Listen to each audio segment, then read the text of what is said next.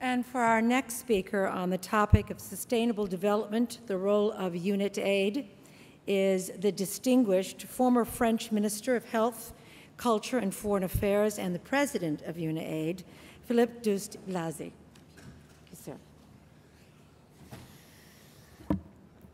Mr. Vice President, ladies and gentlemen, thank you to Mario Garnero to invite me today to speak about innovative financing for development and what I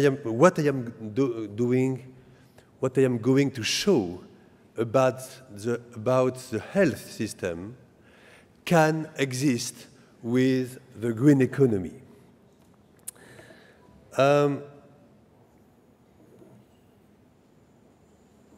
The President Lula, 5 years ago, said to me when I was Minister of Foreign Affairs, Philippe, the most dangerous nuclear weapon in the world is the extreme poverty.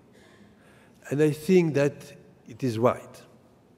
1.4 billion human beings in this planet earning less than $1.25 per day. And during the last 2 decades, we saw, you know that better than me, the globalization of the economy. Why? Because the businessmen are global. And we saw as well the globalization of the communication by the businessman as well. But we didn't see the globalization of the solidarity. Why? Because solidarity depends on politicians. Our politicians are not global, are too local for the re-election, and the election is local. Over the next 20 years, the internet phenomenon will allow those who live in extreme poverty to compare their situation with that of Western countries, breeding feelings of despair, of humiliation, possibly even causing wars, global wars, and conflicts in the 21st century. It's my belief.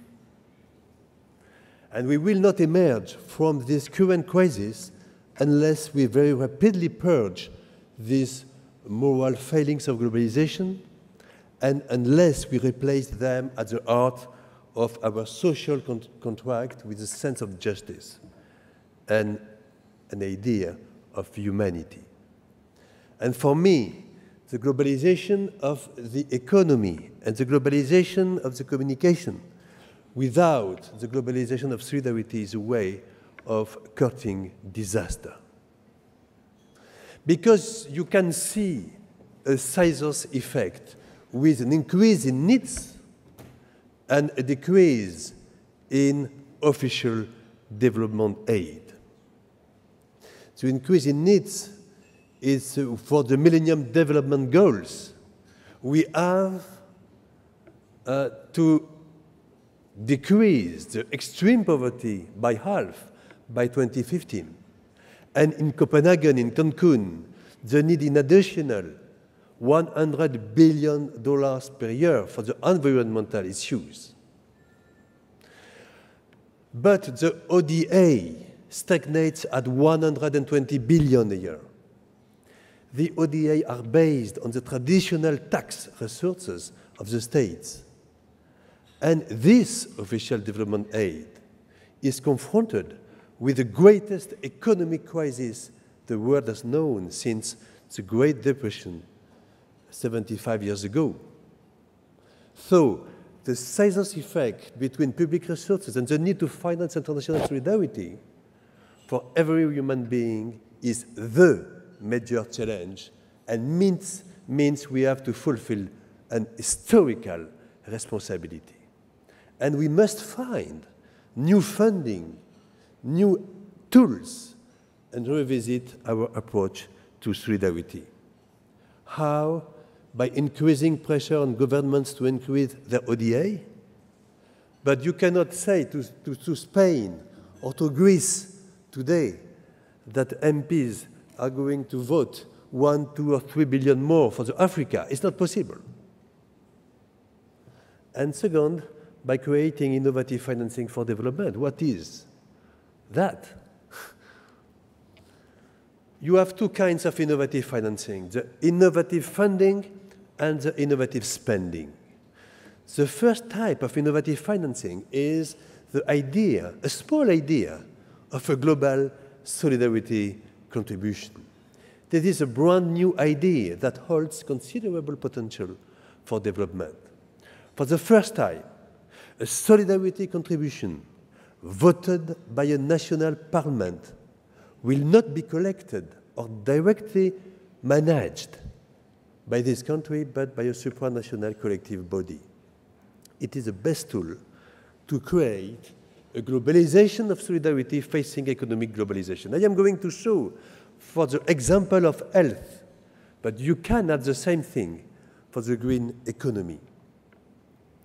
The first example of a global solidarity fee is UNITAID.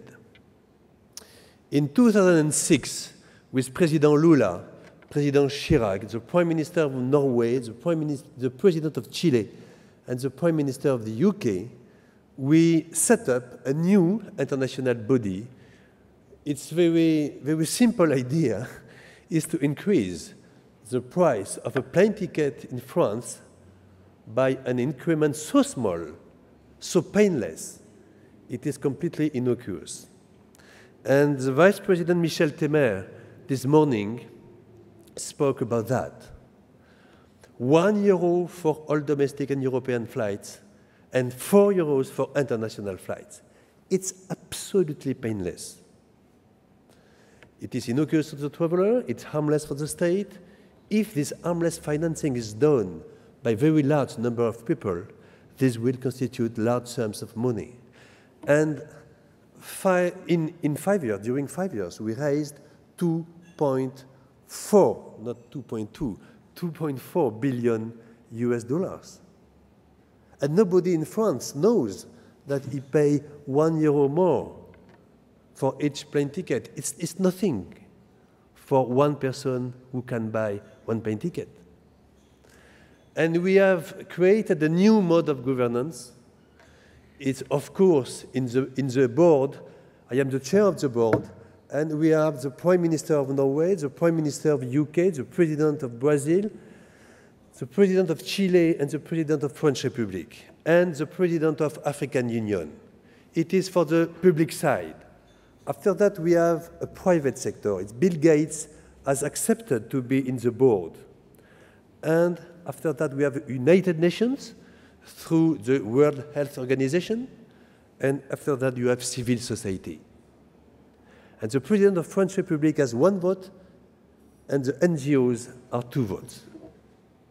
It's new. It's a unique governance. And I chose at the beginning to fight against 3 epidemics: HIV/AIDS, tuberculosis, and malaria. Because, as you know, medicines are in the north and patients in the south.